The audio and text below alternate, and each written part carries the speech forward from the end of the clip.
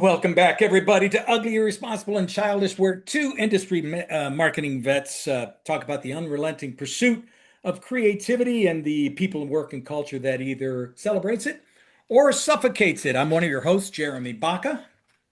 I'm your other host, Mark Levy. Jeremy, you seem a lot more subdued than you usually are when we get into these. You're usually like, "That's right," you do that whole shtick, which is fantastic. I love it. Yeah, I mean, I yeah. see you wearing a barbecue hat. Are you just full? Is that it? Do you want to take a Dude, nap? I just got back from Waco, Texas. I went there to see my nephew who's studying law at Baylor University. And awesome university, man. It felt good to be back in that kind of energy of, you see these students with they still carry around a lot of these briefs and things that they are responsible for, and there's a nervous energy on campus.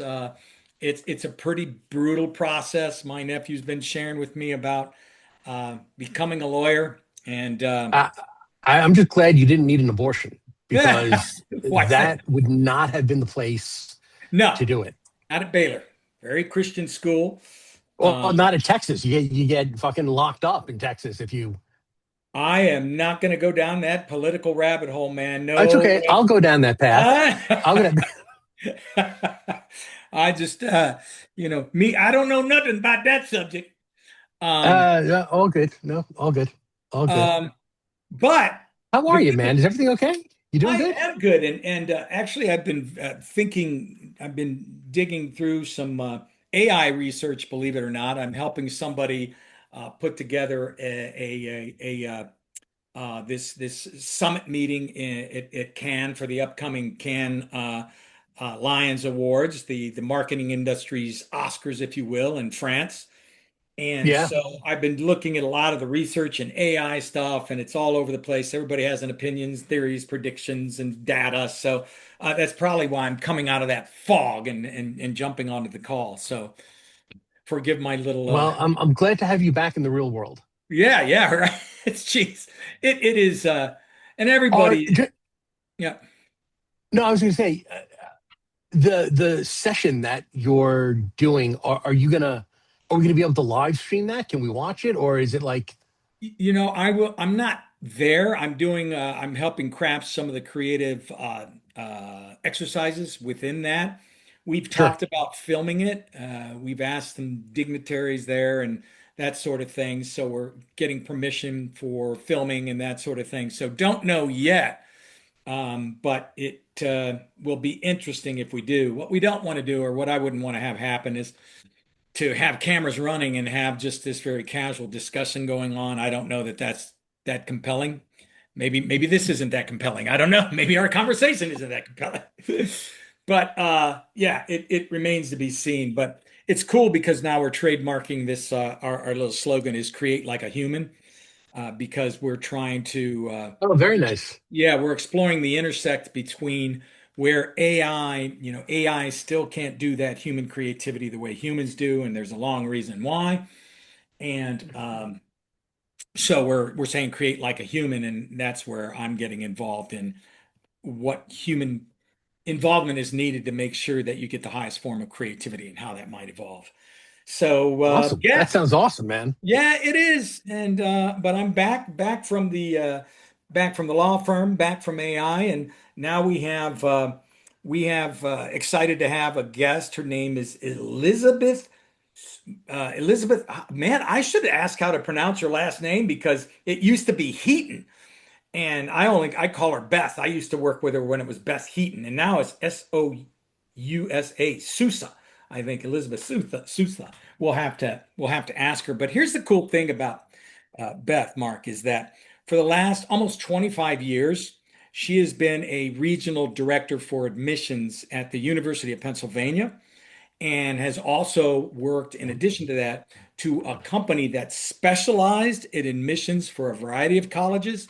And what she has been doing and actually reviewing is almost 1,500 applications of people submitting their entries or their submissions or their essays to become part of the University of Pennsylvania or these other colleges. And so she has sifted through endless collections of these, looking at the writing, at the thinking, at the dot connecting, at how they position and describe themselves and what things they've done and things that worked and things that didn't.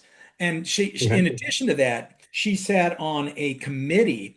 They call it it sounds a little ominous, Penn's interdisciplinary program, where they sit on a committee and make the final decision as to which one of these applicants is coming in and which ones aren't and why.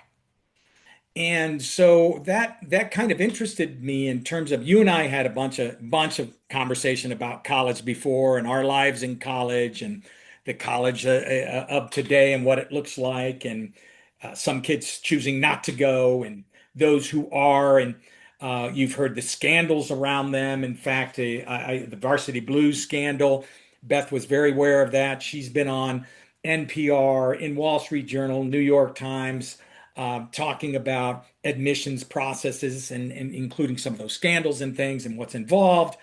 So I thought it might be interesting to explore how creativity seeps its way into this process. Some of the do's and don'ts, maybe for since it's June and a lot of kids are now getting out of school, high school, and they'll be heading to college. Maybe some of this will help them, and as well as some of our more senior team members who are already in the workforce about who have their own kids that might be wondering about colleges and that sort of thing. So, Sure. Love it. are you with me, Love it. brother? Absolutely. Let's Let bring me her please, on. ladies and gentlemen, introducing Elizabeth Heaton. Who is on mute and off camera? All On Oh, right. mute. There she neither, is. neither. I resent Beth, that implication. Hi. Beth, is it Sousa? You sent me this curveball, a new last name. What is it? Well, I go by Heaton professionally, but it's Souza is my Sousa. married name. All Yes. right. Because Mark was suspicious of your background since you had two different names, and he wanted more investigation before we had you on. Yeah, I feel like this is part of a scam that you're kind of Yeah. perpetrating. Got But it. welcome to Ugly, Irresponsible, and Childish. Thank you. I'm very excited to be here. I don't know if Jeremy told you, but I regularly listen to the podcast while I am walking my dog, and I've been listening and so excited. And now I'm a guest. It's like a dream come true, and I am not joking in any way. You've got to Well, get out thank you more. very much. Yeah, I'm gonna say you have set your sights curb level. That's I guess you Nah, know something. If you set them that low, all you're gonna do is succeed. that's So right. in See? a way, it's smart. So I want to know something right off the bat. You Oh, know, wow. Okay, we go for it. just went through your bio a little bit. So here's what I want to know, and I'm not even joking about this. How smart do you have to be to work at an Ivy League school?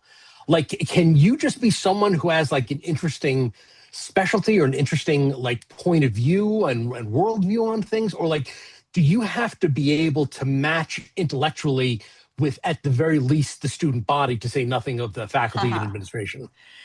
You really don't need anything more than just the ability to stand up in front of people and talk about the institution and then read files and make smart decisions about them, which, you get some good training. So, no, I wouldn't say you have to be exceptionally smart to do the work. Although I do think that most of the people I did the work with were very smart people, maybe smart Okay. in different ways, right? But yeah, no, you don't. Dude, All right. I'll never forget. And Mark, a question obviously from someone with a PR background, because I remember when we hired this intern and she comes in and I'm like, hey, give first crack at a press release. This thing was awesome. And I was so embarrassed that she could do that. That I'm like, well, there's some issues here. I need to think about this because I couldn't say it's perfect Right. because I was embarrassed having been in the Fire the industry. Heaton girl. Yeah, No, it exactly. wasn't me. He's talking about somebody else. Oh, He's talking about somebody else. I was not, wow. yeah, I never turned out a perfect press release in my life. But what I was able to do, what I learned actually working with Jeremy early on was, if you do something and you get it done by the deadline, you're already a hero Yeah, because, yeah. that was a skill that not everyone had. And it's No. really not a skill. It's just get it. If you get it done by the deadline, people are like, wow, it's not hard to We impress. we had a boss, Beth and I both had a boss whose famous line was, "I didn't get that email." And we called her office the Vortex because and no calls were ever received, no emails on deadlines were ever gotten. But yes, we survived. As you Yes. Who can was see. this person, and why was it Pat Godfrey? No, what are we I doing? I I do not, Your Honor, I do not remember that podcast, and I defer to counsel. Yes.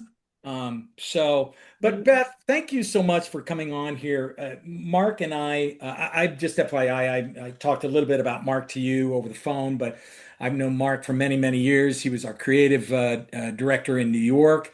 And has been an ECD for Manning Salvage and Leaf, or he was there for many years. Hill and Knowlton, he's been everywhere. But he and I have always stayed in touch from our time of working together at Conan Wolf. And he called me up and said, "Let's do a podcast, dude. We've got things to say." And one of the things we were just talking about it before this call, before we actually got on the air here, about doing a topic around education, college, particularly in terms of some different topics I don't want to spill here. But when I mentioned to him that I'm like, I know somebody who has been doing mostly looking at submissions from kids coming into, you said 1,300, I said close to 1,500, but you said 1,300 applications. Oh, that's 1,300 applications a year. So Yeah, a you've year. That probably was done when I was thousands. at Penn. Yeah, Okay. exactly. But you have been looking at, not only have you been looking at these entries from kids, it's also a reflection of where the country stands in terms of its education, in terms of those applications you were getting, and I'm curious. I'm curious about the creativity of those, but I'm also curious. Did you see an ebb and flow in terms of, wow, we've got more work to do at the high school level during certain points of your career? Or you're like going, no, these are pretty smart and well thought out. No, I would not say for the students who are applying to schools like Penn, for the most part, they were really sharp. Did they always do a great job of translating their accomplishments into their applications?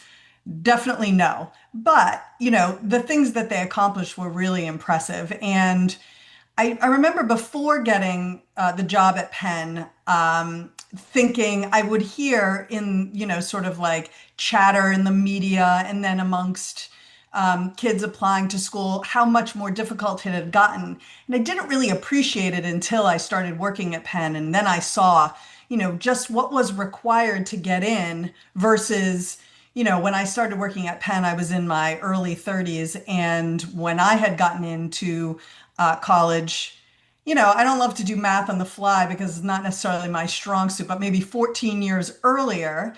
And, I knew what I had gotten in with and what these kids were presenting. And just in the 4 years that I was at Penn, just how much more difficult it got, how much better the applications Mm, even were in terms of the quality was similar, but then the quantity of them. And as with anything, if the number of spots available doesn't increase, but the number of applications increases, yeah, we lost the ability to take that kid who captures your fancy, but maybe everything's not perfect, but I could yeah. go in and advocate for that kid. By the time I left Penn, that was done.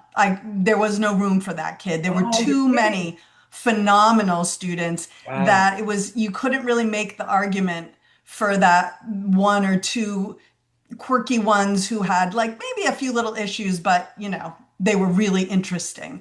And there just wasn't room Elizabeth, for them. Yeah. Elizabeth, can you define uh, what an exceptional applicant looks like? Because, like, for me, and this is based on culture and absolutely nothing, that okay, everybody at Penn State or Yale or Columbia, not Harvard, obviously, but all the real Ivy League schools. The I don't know why I just decided to like shit all over Harvard, but Yeah. like it's like okay, every student was president of their class. They went on an overseas trip to help build a dam in the deepest heart of the Amazon rain basin, and there's they have a 5.0 GPA because of all the advanced placement classes, and they also play guitar. And what am I close? Is that kind You're of not. Believe it or I'm not, not, you're not close. I think what you actually just spelled out is a common misconception that every student admitted to these schools are doing all of those things and then some, that they're sort of checking every box. But really, what I would say is that the student, when you're dealing with an applicant pool of, let's say, 70,000 students, and you have, you know, Penn is the second largest of the Ivies. Cornell's the biggest. Cornell is an incoming class of about 5,000. Penn's is about 2,500. But when you are looking at 70,000 applications for that number of spots, you can imagine that it's very difficult to kind of rise to the top of that applicant pool. So there are a lot of things you're looking for, but I would say that one of the biggest ways in which students stand out is by being well lopsided versus well rounded. And so, what I would say there is that for one example might be the student who is indeed president of their class and has leadership in a lot of different ways. Maybe politics is something that they're really interested in. So in addition to running for office in their school, maybe they want to major in something like philosophy, politics, and economics, which is a major at Penn based on a major at Oxford, and or Cambridge, or maybe both. But either way, that's a major at Penn. And then in addition to sort of the leadership within the school community, they've done things outside of the school community. So an example that comes to mind is a student who started volunteering for local campaigns. So was going door to door for a local person. Then it was in the year of a presidential election. And so started to do some work, a year or two before the actual election in that campaign's office, and sort of rose to a position of some authority within the presidential campaign itself in their state. And so, what I would say is that what takes a student from competitive, there are, of those 70,000, let's say 80%, and I'm probably being harsher than the reality, it might be closer to 90%. They have great grades and rigor and test scores. And so that's not the point of entry. That's you're competitive. You could come and you Table could do the stake. work. Yeah. Exactly. But what makes you compelling? What takes you over the line to being someone that you sit up as an admissions officer say, yes, this is someone that we want? And that's typically not to you just called called out Harvard, but Harvard has a phrase that they use when they're talking about candidates around their table, their committee room, and it's called distinguishing excellence. What is the student's distinguishing excellence? And that is what, will make them rise to the top. But it can be different for every student. And in a perfect world, if you want to be competitive, it will be more unique. And it won't be the same thing that everyone else is doing. Right. And you won't be just trying to check a bunch of boxes, but you'll be really going deep into something that you find very interesting in a lot of different ways. I think, Mark, what Beth is saying is that these kids are people we would have hated in high school, basically, as far as I can tell. Oh yeah, Yeah, yeah. because they're not Possibly. only straight A's, they're awesome people. Penn was my safety school. Okay. I decided that Nassau Community College was really the place for me, so that's what I selected ultimately. But you said something earlier about a major, philosophy and economics, Hmm. and I don't know if you've seen the meme. Uh, you know, Dad, I've decided to major in philosophy. Oh, that's fantastic because they just opened a philosophy factory down the block. So, Yeah. you're sure to get work. Yes. How much, and I know you can't talk for all of Penn. I know you definitely can't talk for all of Ivy League. So I don't want to put you on the spot. I'm just asking for your personal point of view. Um, how focused are Ivy schools these days? And maybe the question is, how focused are colleges in these days geared towards preparing students to succeed in the workplace as opposed to give them the best education possible, which I don't know is always the same thing. Yeah, I agree. I don't think it's the same thing all the time. I think that different colleges have different perspectives on this. Nassau Community College, for example, their goal is to typically prepare you to go out and with an associate's degree, maybe do something like maybe you're going to be a vet tech or you're going to work in nursing or something like that, right? Or you're going to transfer to a four-year institution, and you might Or you're going to major in go into PR. or you go into PR. Exactly. Exactly. But I think it's largely dependent on what the institutional priority and philosophies are, the kind of student that they're attracting, and what those students are looking for. I still find, and again, it's been a while since I worked at Penn, right? So since leaving Penn, I've really been focused on working with students and parents going through the process and helping them navigate it appropriately. But there are when I went to college, my goal was to become better at reading, writing, and thinking. And I majored in English. And when people ask me, what are you going to do with that? My answer was always, I can do anything with that. I'm great at reading, writing, and thinking. And that's going to hold me in good stead regardless. Now, could I have gone and worked as an engineer? No. But could I have gone on to medical school with an English degree? Absolutely. In fact, more students applying to medical schools love to see those soft skills and things like that versus a kid who's just been in a lab 100% of the time. But I think we're seeing something a little unfortunate and it's not just recently, it's probably been coming around over at least the past decade. And that's this idea that college is strictly for getting a job. And there are plenty of people who view it that way, and it's expensive, and I can't argue with them if that's what they're looking. If as a parent you're paying for college and you're saying I want you to have a job coming out of college and I want you to major in something that's going to prepare you for that job, who am I to argue with that? But I think we've lost sight of the fact that college can have a lot of value just being, better educated, rubbing elbows with people that you would otherwise never meet, expanding your world horizons, reading things that maybe you wouldn't have read if it wasn't assigned to you. Going into a lab if science isn't your thing. Hi, that's me, as the English major, but like I had to take some science in college, even though that was not of interest to me.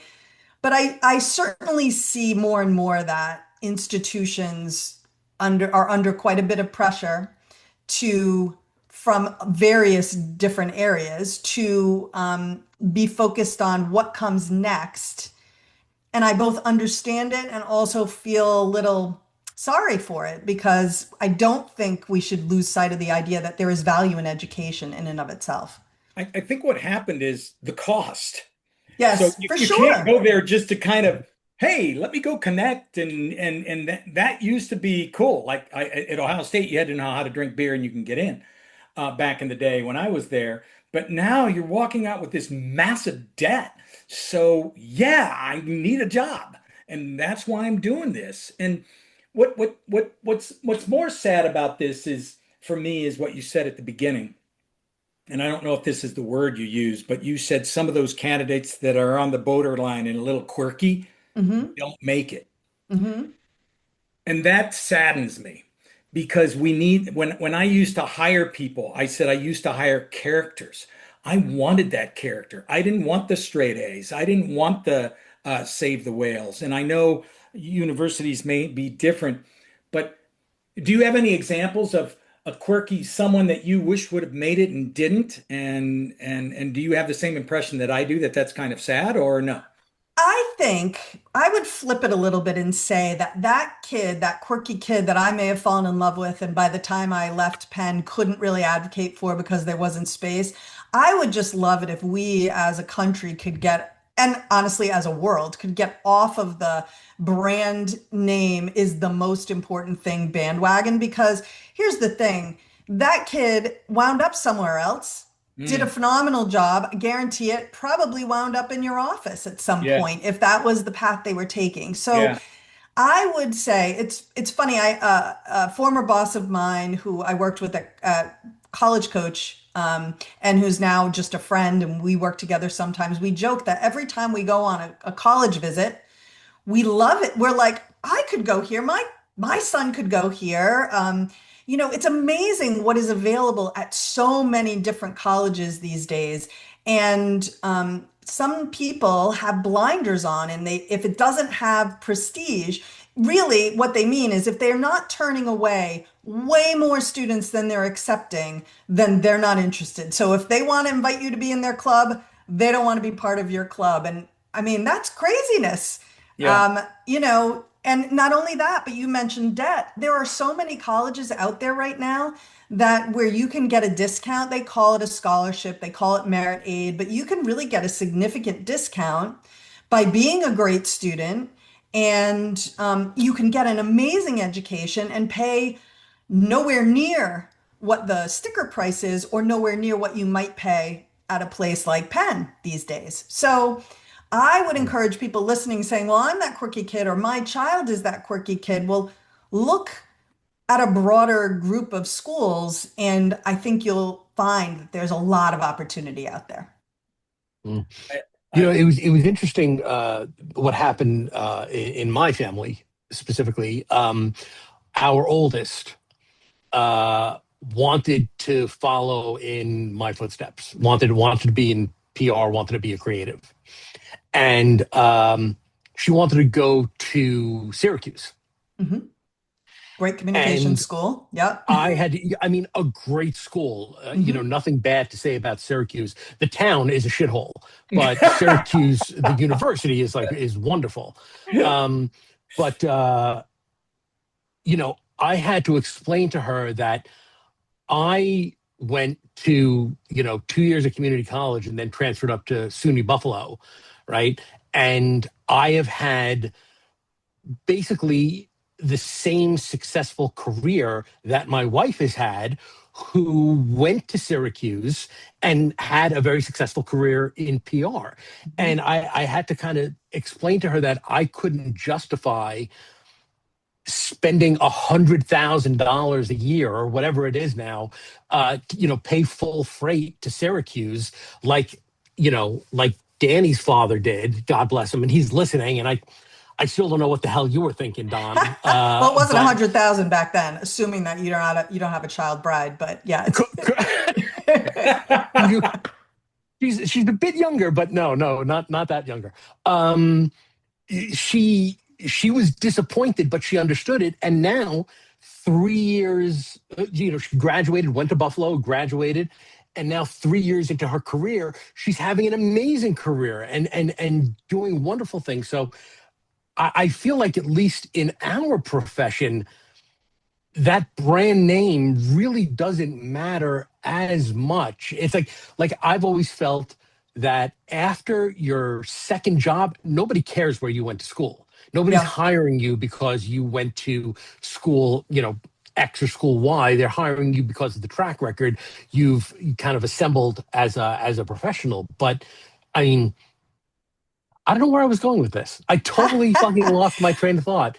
Jeremy, help me out here. You're supposed to be rescuing me. We're supposed to be well, partners. Beth, you were going to respond to his comment. Yeah, I mean, the thing I would add is, first of all, yes, I think you're exactly right. And it's not just the PR profession. It's unless you want to do something like go into investment banking where they are hyper focused on where you did your schooling.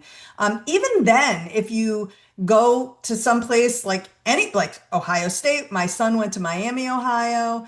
My husband went to Bridgewater State. You can, at some point, his proving ground was the US Army. So he was an Army officer, and that was kind of became his calling card. For others, it can be you maybe you get your MBA, but if you know, for certain jobs, okay, the brand name can be valuable because there are still companies who are so, kind of blinded by the credential piece, and it's a bit of an old boys club, let's be honest, and they really want that brand name. But for the vast majority of schools out there, or sorry, jobs out there, what they really want is the best person for the job. And also what your daughter had going for her is that both you and your wife had careers in PR. So my guess is you knew people. At the very least, you knew how to help her get her resume into a place where it might capture someone's attention. The people who really benefit the most from attending those brand name institutions are kids who are first gen, who don't have anyone, who know anyone when they get out of college, who really could use that leg up because otherwise, it's going to be very difficult for them. Those are the students for whom I love to see them go to those. They still don't have to, but when they do, it really can open doors for them in ways that I think, it's not necessary for other students. So Beth, Yes, sir.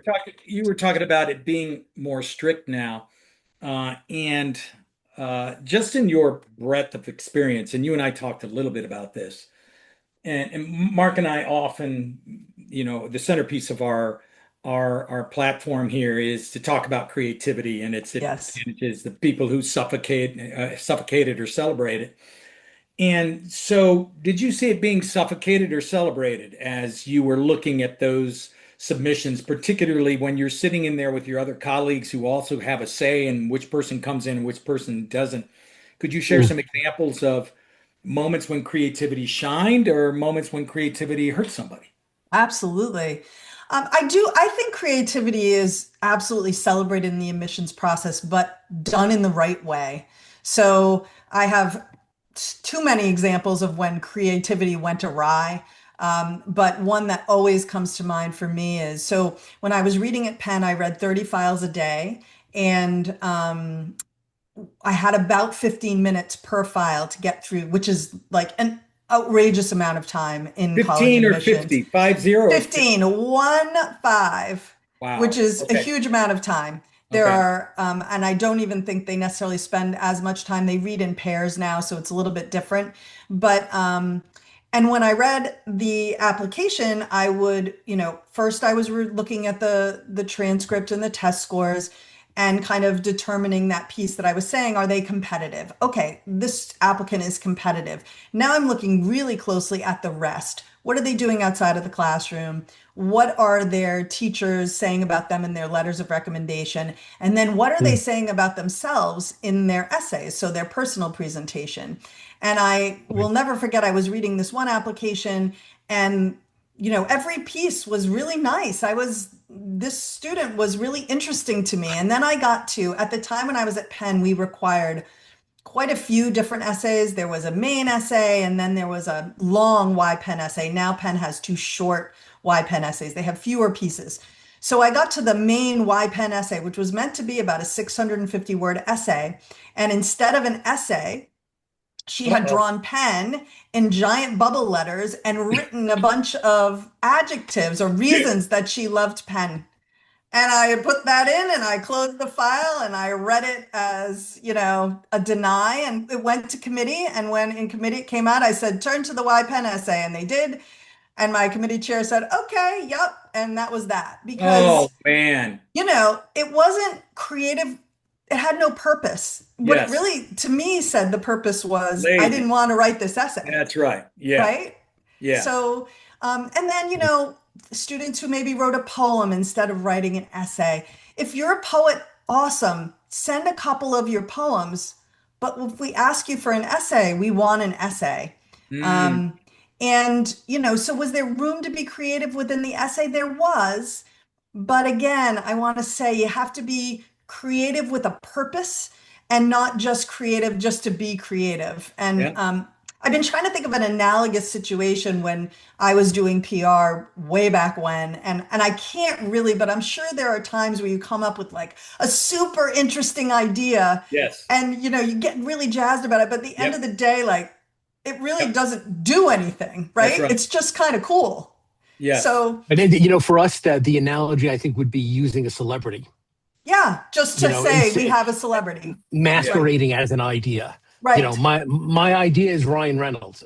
Okay, well, fantastic, but I got to tell you, Beth, that is such great counsel for any parent or I can't imagine there are any students listening to this, but for any parent listening to this, because I can put myself in the shoes of that person, and not her or him in particular, but the idea that what I need to do as part of this process is stand out. Yeah.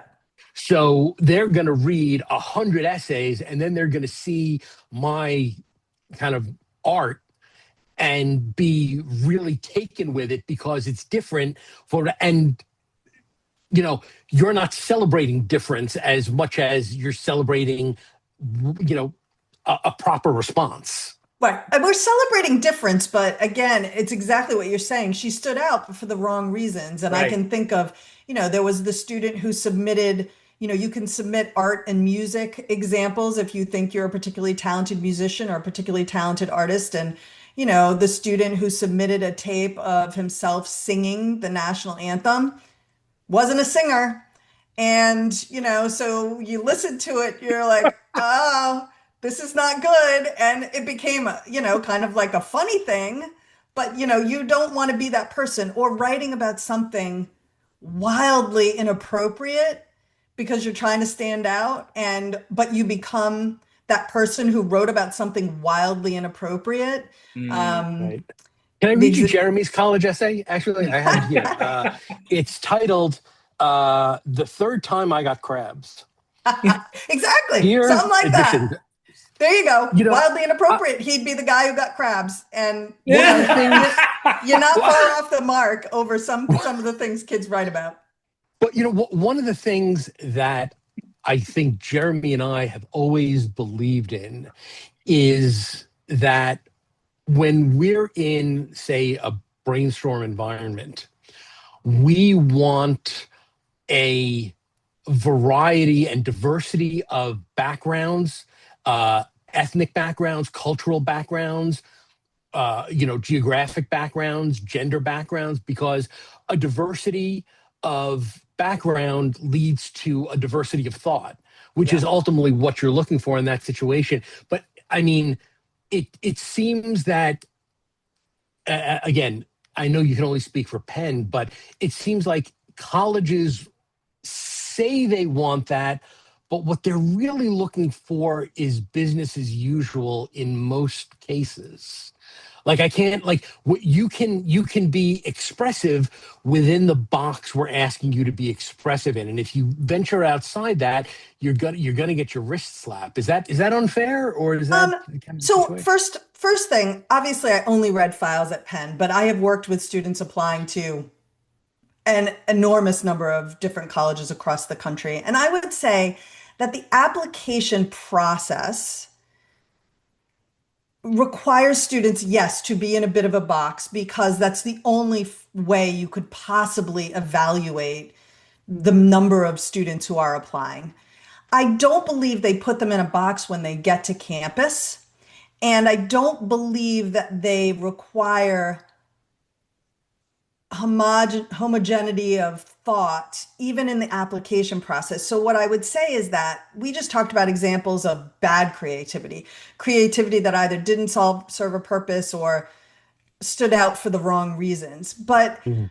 where I see the creativity coming in more is less in necessarily that essay and more in thinking about the things you're going to do outside of the classroom and the way in which you're going to do them. So, an example I would give here would be a student I worked with since moving to the other side of the desk, which was already a long time ago. And she came to me in ninth grade and lovely family. The dad was from the parents were international, so they were from. Dad was half American, but also half. I'm trying to think of something so I'm not completely giving it away, and they won't recognize themselves if they listen to this. But dad was half American and half Japanese, and mom was from Ireland. uh, yes, Ireland. Perfect, right? So they were very international. The student grew up going all over the world. They had lived all over the world for her dad's job. They were currently in the US, but she had a very international perspective, and she wanted to be a doctor. When I tell you that when I was reading files at Penn, I read 30 files a day, and there would be days where I read 30 files and every single kid in those 30 files wanted to major in biology and become a doctor. It is such an easy place to blend in if that's what you want, and very difficult to stand out. So my job with her was to think about what okay, this is something you want to do, but what is interesting to you about, science and becoming a doctor, and what can you do that might be a little different than the traditional path that most students are going to take, who are going to load up on the sciences, volunteer at a hospital. They're going to do a lot of predictable things. She Mm. really had an interest in public health, and then internationally. And if you could possibly believe it, she ended up doing a bunch of things to investigate how different countries were going to respond to an epidemic, a global pandemic. In 2019, she started doing this work. Oh, wow. Swear to God. And when she actually applied to college, it was in 2020. So she interviewed people in different countries who were involved in their country's global pandemic response. She had a blog that she would update once a month, investigating different issues. She connected with an NYU professor who was, focused on global health issues. She ended up getting an internship at a university in their office. They had branches all over the world, and so they had this one office that was centered on, kind of working on these issues. Should a pandemic arise, what were they going to do for all their people who were all over the Great. world?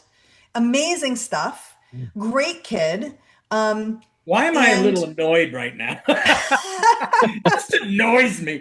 I mean, that's amazing. it was really amazing. And at the end of the day, her goal was still really the same. She still really did want to be a doctor, but she just investigated. She approached it creatively. And so by the time when it was time to apply to college, she had done all of these much more unique things than the average kid Yeah. who wanted to be a doctor. So that's where creativity really can come into play in terms of, just when I meet a student who is interested in, sort of the most selective schools in the country, that's what we always think about is what are your interests? Are there ways we can combine them into something that's a little bit more Meaningful. unique, Yeah. right? And Yeah. and so for that reason, and that was celebrated by the schools she applied to. So they weren't looking for that kid who did the cookie cutter stuff. They were looking for a kid who was a little bit Yeah. unique. And Well, yeah, you know what it reminds me of, at least in our industry, Mark, and I used to hate to work on healthcare because it was so restrictive. And then I started liking working in it because it was so Mhm. restrictive. I Yeah. liked the box. I'm like, okay, you can't do all these things, create. And yeah, that inspired a whole different level of creativity in me that was more measured, more thoughtful versus you're working for Taco Bell, do anything, you know. right. Right. Um, so I liked that. That sense. And I think it presses your creativity and takes you to a different level when you're confined. Yeah, Um, So if you're some, oh, I'm sorry. Go ahead. Go Go ahead. ahead. I was just really quickly, what I was going to say is that there are, the application process really values less is more. And it does require students to edit, to be more thoughtful. Like, is this really going to be impactful in terms of doing it, but then also when it's time to put the application together and what story can I tell in 650 words? That's difficult, but if you do it well, that makes you sit up and say, wow, I'm interested. This kid is really interesting. So Yeah. yeah, I agree with you that I feel like the constraints can bring out the best in some students, not all, but some. Yeah. Right. So I want to say something here, just a bit of a housekeeping thing. I've never done anything like this, but I think it's important here. Any parent listening to this is just our opinions. Like, don't follow what we're saying and then get pissed at us when your kid gets rejected from Ivy League. Okay, so this is not like legal Yeah. advice. This is not No, okay. So you need I that wanted at to the cover end, off Mark. on that. These are only the comments of the windows, and anything that any Nobody similar listens names. till the end. Have you ever listened But to a podcast before? Nobody well, goes to the end. here's what I want to say based on that. Living in Vegas now, so I would place this bet. And here's the bet I would place, and I'd even do double or nothing because I think I can win it. 40% of parents are writing those essays. Bet. What do you think? Uh, um, they may be, but they're typically not writing the good essays. So, I Wow. mean, Okay. think about in the work that you guys are doing, maybe you encounter more good writers than not, but the average person is Oh, not a great writer, is a I'm sorry. terrible writer. What'd you say? No, I chuckled at Oh, okay. encountering great writers. Okay, so right. So let's think about that, right? How many people are actually good writers? When parents get involved in those essays, they leave their fingerprints all over them. They write things like it's a win-win for everyone.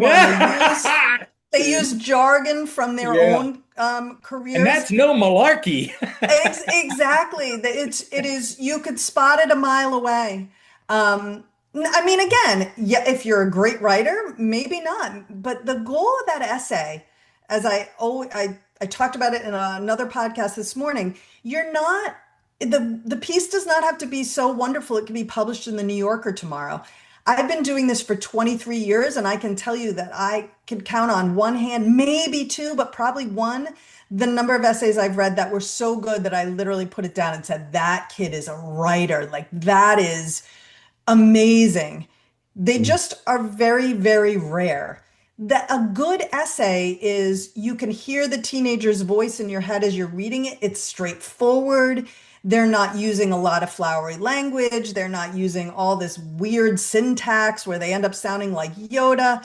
They're not using tortured metaphors. Yeah. God, Right. and it's when parents get involved that, no, I'm not saying teenagers aren't capable of doing that stuff on their own because they are, but parents get involved and they think it needs to be Yes. better and they Yes. make it worse. They think So it sounds Mhm. eloquent, and what it sounds is cliche and tired. that's exactly Mhm. right. And But how do you prevent that with AI? And that's not your problem now. You That know. that was going to be Yeah. my next question because Yeah. sure. on everybody's mind, how much now? And again, I know you're not there anymore. You've gone on to other things, and I want to talk about that. But how you could never convince me that applications aren't being first fed through an AI platform that is going to weed out certain things based on what the university is looking for. I mean, how much does AI really play a role these days in those kind of creative endeavors like essays? Sure. I mean, well, I think they're two separate things, right? Oh, and actually, you didn't say it, but are you asking about whether kids are using AI to write their essays, or are you asking more if colleges are using the AI to I, funnel it I was out? asking the latter, but I'd love your point of view on the former as well. Sure. Um, I think that first important thing to understand about universities is they are slow moving.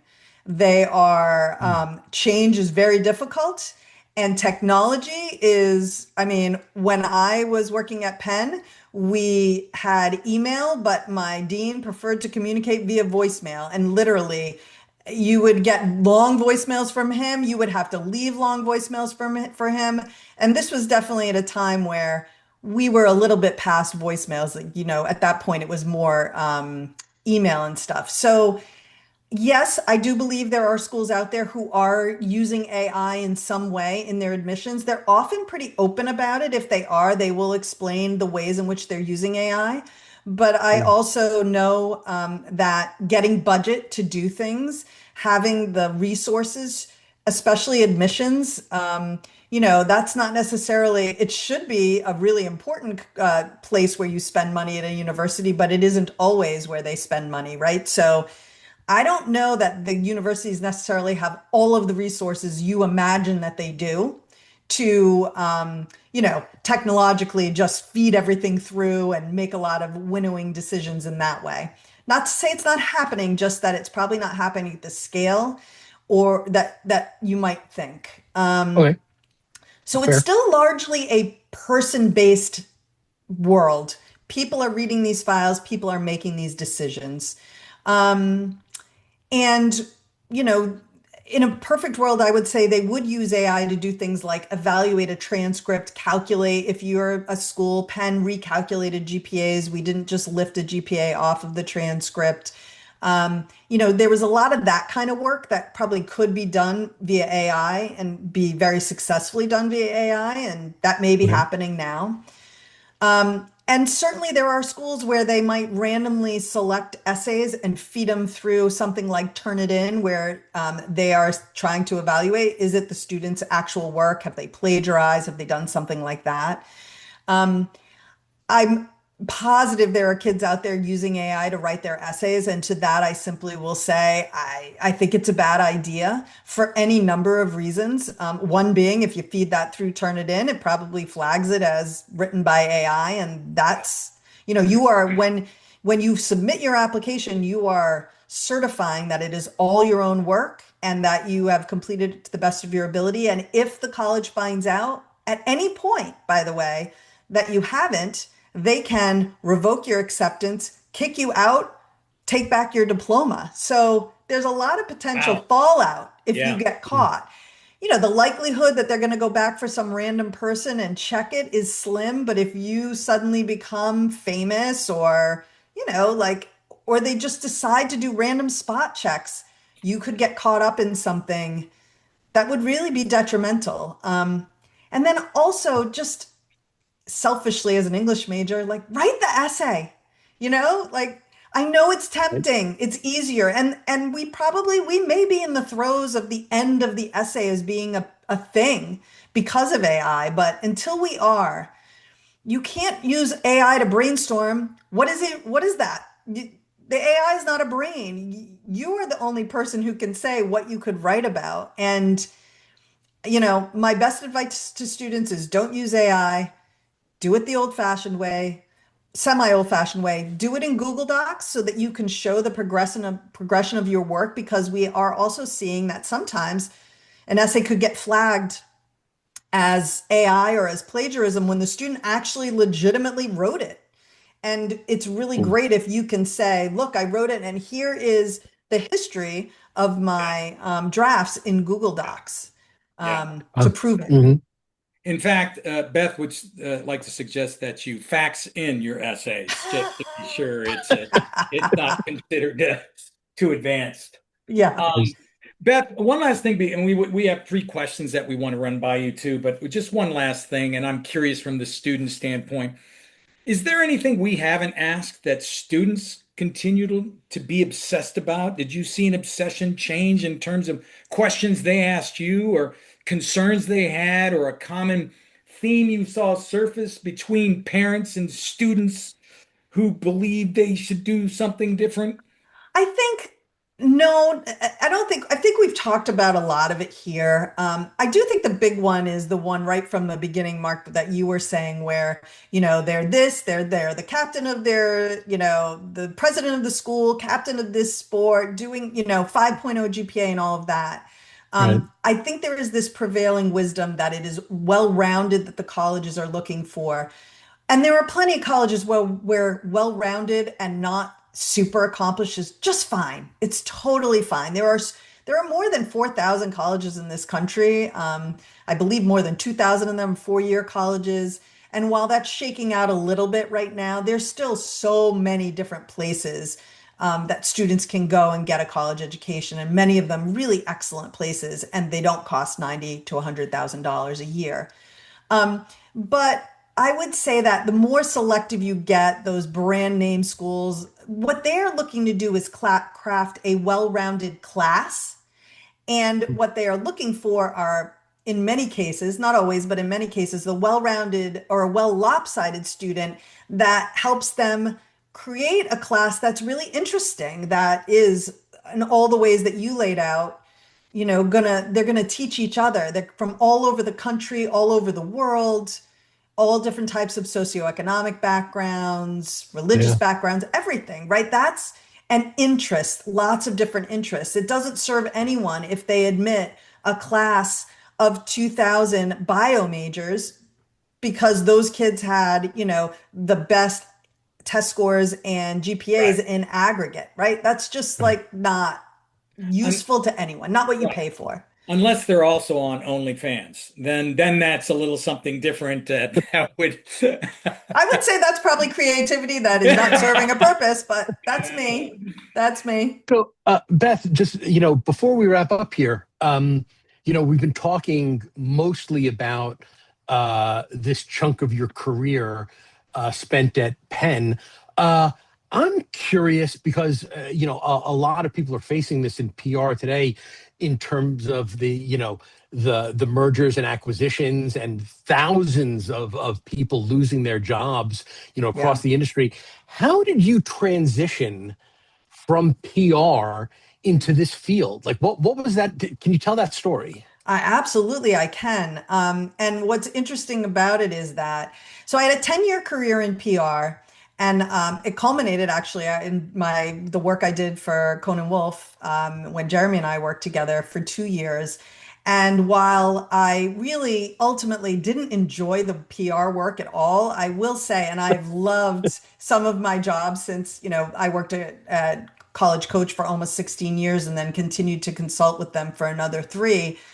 But I never had more fun in my job at work, maybe at work, than I did at Conan Wolf Yeah. in LA. We had a lot of fun, Oh yeah. and I didn't always love the work, but boy, did we had a lot of fun. And I think I learned some valuable things there, about hitting deadlines. And if you do that, you kind of do the job you're hired to do, you could really stand out because there are a lot of people who, don't do that. I learned I was not a good manager, and I had to work really hard to become a better manager after I left because I don't think that was a particularly successful thing for me.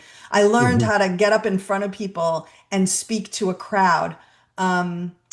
And I think that all of those skills, I learned how to present something in a way that might make someone interested in it. And so I started by putting myself out there as someone who made sense, even though, yes, I've been doing PR for 10 years. What is admissions if not PR? What do Mm. you want me to do? You want me to go around to different parts of the country, represent the institution, and encourage and get kids excited, and parents too, about applying.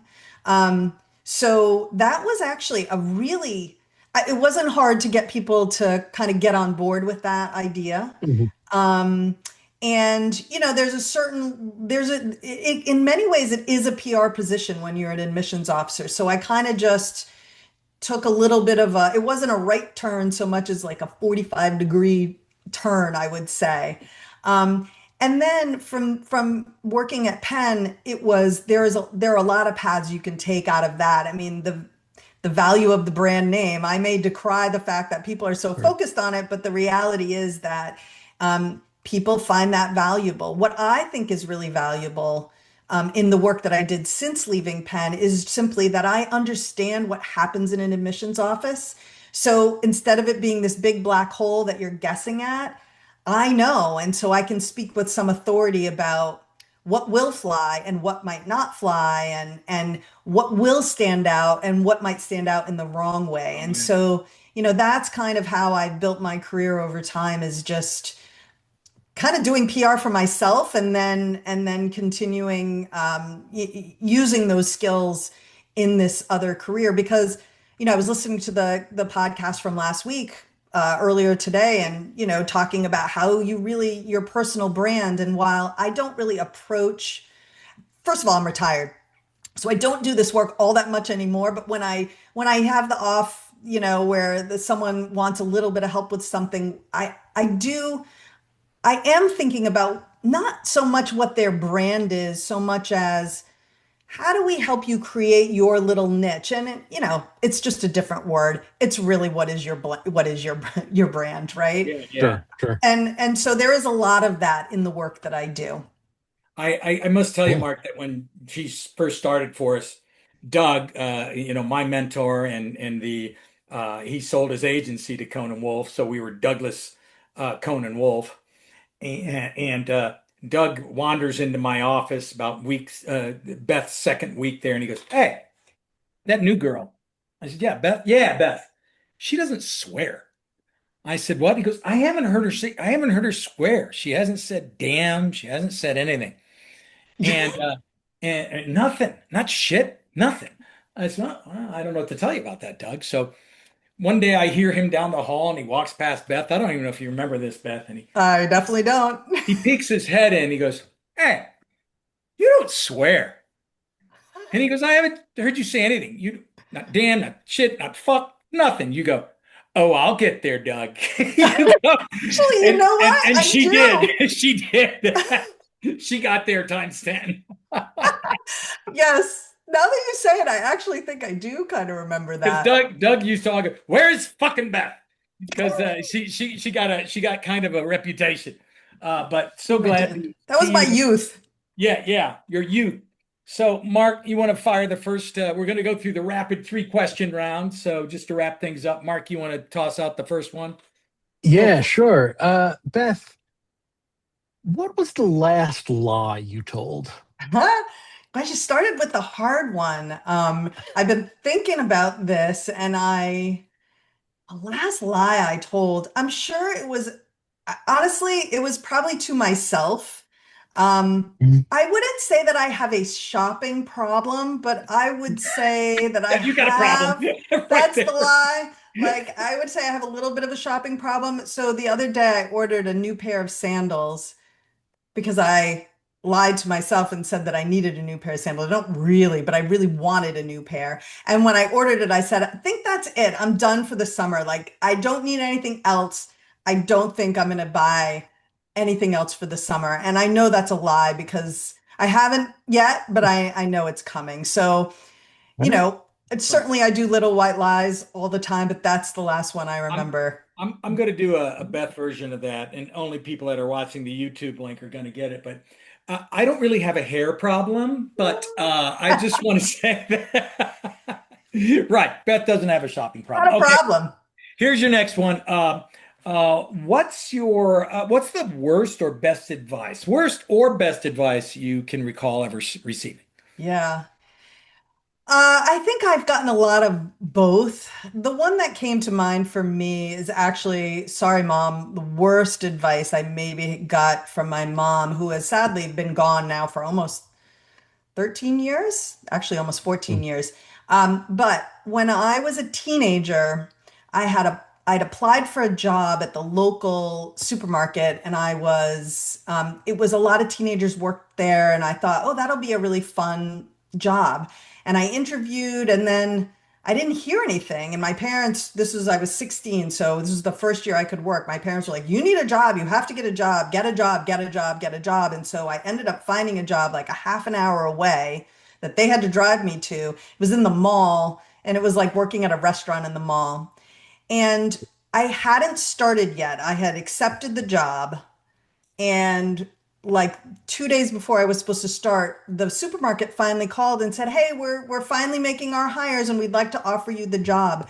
And my mother said, I don't think you should take it. You've already accepted the other job. You made a commitment to the other job. You shouldn't take it. And so I can appreciate that, and I get it. So the message to me was, when you make a commitment, you need to keep the commitment. That is good advice. What a However, horrible piece of yeah, exactly. So get to the bad the part here. bad part is that, it ended up being a real hardship to get there. The job I took, they only gave me like 2 shifts a week. I earned almost no money. Whereas that other job I might have had every year, every summer. It was close to home. I would have worked probably more like 5 days a week. Yeah. It really would have been a better option. And Yes. so I think that what for me was the bad advice. And then it rebounded on me a little later in my life where I moved to New York City and I had a job. I had interviewed for a job in I was working in publishing, and I had interviewed for two jobs. One was in PR and the other was in an editorial office working for an editor. And I'd always dreamed, I don't know that I dreamed of editing books, but I thought I'd be good at it. And I didn't get the job, the editorial assistant job, but I did get the PR job and thus started my 10-year career in Yeah. PR. About 2 months into my job, which I, by the way, really didn't love. It was not like great. I got a call from the same office who had originally wanted to who had interviewed me and turned me down. They had another opportunity and they thought of me.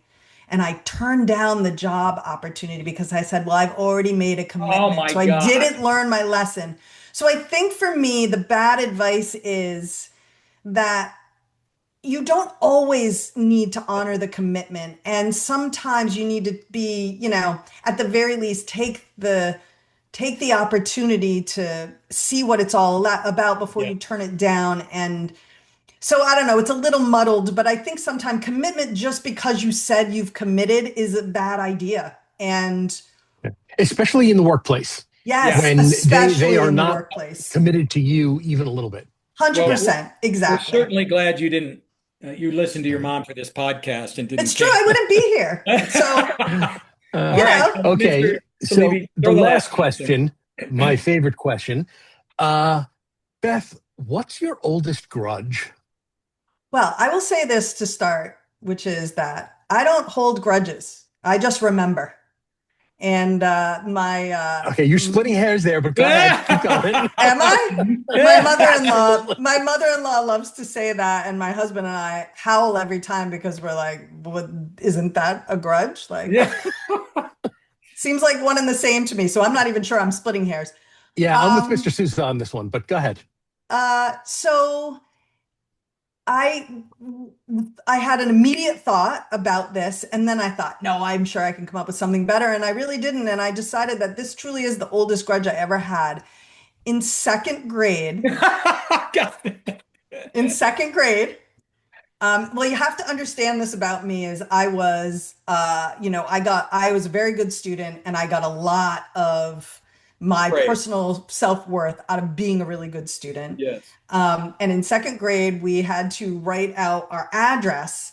And I lived in Madison Court and I abbreviated court to CT. And because I had seen it that way in my house. And my teacher corrected it with a red pen, no less. And I was so offended. And I said, like, it's not, it's not street, it's court. Court is spelled with a COURT, like court. And she said, she was like, are you sure it's that? I'm like, yes, of course I'm sure. And I'm still mad about it. I am still mad. I think my teacher was Mrs. Lemansky. And Oh, her? I've Oh, never, fuck her. I That know, right? whore. That whore. How dare Never she? forgiven her. Yeah, You Mrs. know, I so love the Lemansky. fact that you started this with, I'm sure I could up with an older one. What are you going to come up? What, no, you're in I meant second grade. another one, another one. Another one. Like Oh, that was no, maybe okay. a little bit less I dumb mean, because what look, a dumb grudge to hold. But man, No, it but Beth, still aren't makes me all mad. grudges really Yeah, dumb to some extent? yes, they are. But like I Good said, point. like you said, it's not a grudge. You just remember this happening. That's yeah. exactly right. And the fact that you would run down Mrs. Lemansky in a traffic stop right now if you saw her crossing the street, it's just remembering her. I I get it. mean, I get it. Yes. she's got to go all the way back to second grade. I collect grudges by the week. I mean, I just can't even, I got them alphabetized at this point. They're like my photo album back in the day. Ah, all But right. Well, Jeremy, I think we've covered it all. I'm so glad we had Beth on here today. Beth, thank you so much for and I it just shows me and she's absolutely right, especially with Beth around. That time was so much fun. It And we was got a really lot of work fun. done. Got a He lot of work did. done too, and did some award-winning work, by the way, back in the day with Beth. So, Beth, thank you for coming on here and spending some Yeah, time with thank me you and Mark. And very, very much. This was really great. Thank you yeah, for the conversation. appreciate you. Absolutely. Thrilled to be here. And All I'm going to right. keep listening. Well, Jeremy, I think we've pretty much covered it all as usual. Absolutely. And I have to hand it to Beth. She talked about the time she worked for us, and it was absolutely fun. Beth is, as you probably see or heard from her spirit is just real and fun and engaging. She's what made it fun to, and I miss those days. But we also did great work. So thank you so much for coming on, Beth. Appreciate you. Yeah, thank you, Beth. This has been great. Thank you for the conversation. It's been Absolutely. fantastic. Thrilled to be here and finally be a guest on the podcast I've been listening to. So I appreciate it. Fantastic. Awesome. For Ugly, Irresponsible, and Childish, I'm Jeremy Baca. I'm Mark Levy, We'll and see we will see you next week. see you, everybody.